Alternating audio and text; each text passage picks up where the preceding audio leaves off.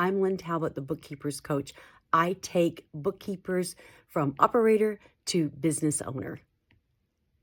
So you have to be willing to tailor each client's file. You can't just say, well, this is the way I do it. This is the way I've done all my client files, and kind of get stuck in that, this is the way I've always done it mode, because it could be the way you've always done it, but times are changing, things are changing.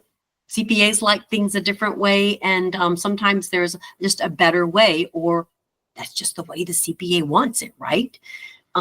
So, just being unique, you just have to accept that and just be like, yep, we're going to go with it.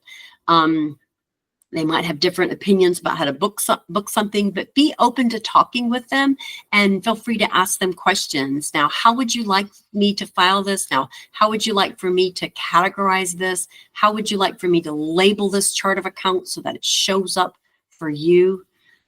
Just keep the CPA informed of what you're doing. CPAs just want clean books, right? They want a clean chart of accounts. They want clean books. And that way they can expedite the tax prep. If you are talking to a CPA and they are like, oh, you need to do this, or they send you an email and they tell you all these things to do, and maybe it sounds a little harsh, or you're like, well, why are they telling me to do it this way? I have never done this. This doesn't make any sense, or I don't understand what they're saying. They're asking you to do something, but it kind of makes no sense to you. Research it first, go back and look at it, because it could be the new way of doing things, and it could be a learning opportunity for you. So